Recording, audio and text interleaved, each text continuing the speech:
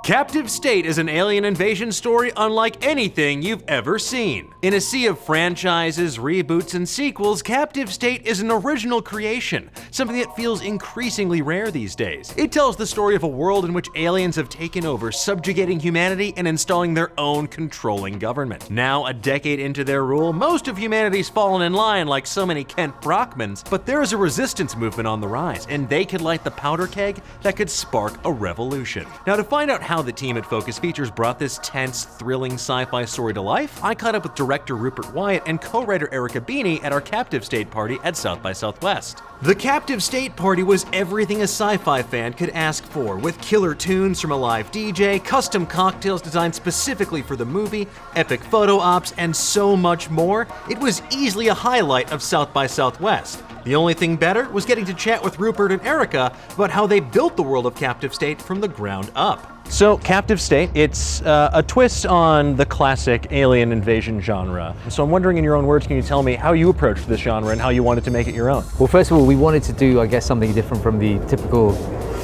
tried and tested, going back to H.G. Wells and War of the Worlds, but just that idea of telling the story around the invasion and kind of push forward some years into the idea that, well, they won.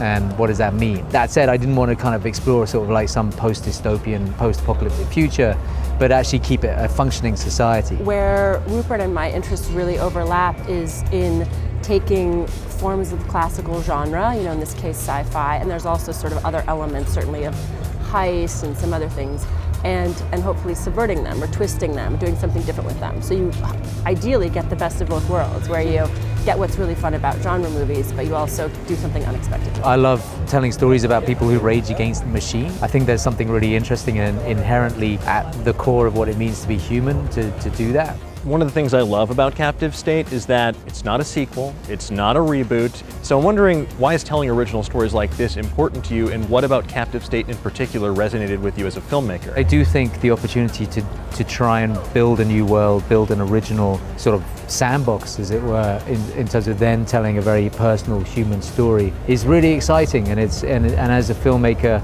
yeah, it is a privilege to be able to do that on an ambitious scale and make it for theaters and have people see it as an audience together. It is increasingly, rare. Science fiction is always most interesting when it's a mirror that you hold up to what's really going on. And so Rupert and I had talked a lot about different aspects of war, from Vichy France to Syria to all of these places, and how you could use science fiction to bring some of the human stories that maybe people don't think about from those times to life. The story that we're telling is the story that's happening outside of our window today. Like if you looked through your bedroom window and saw something, that's what we want to see. It's sort of normality in a way.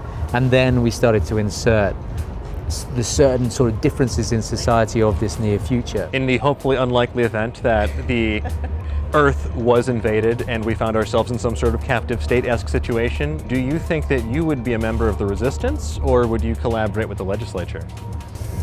I mean, I have to say that's part of what was really interesting about writing the movie.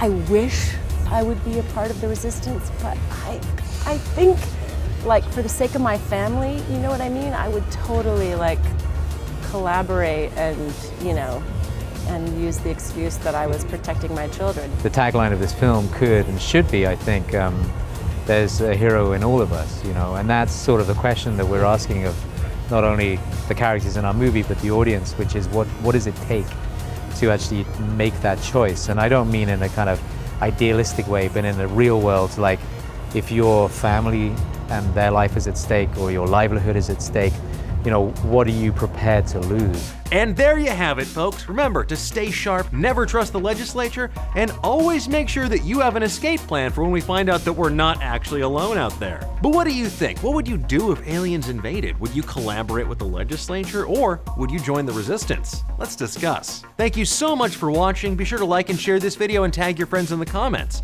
And until the next time that you find some mysterious graffiti that leads to you becoming a guerrilla hero, stay tuned to Nerdist.com.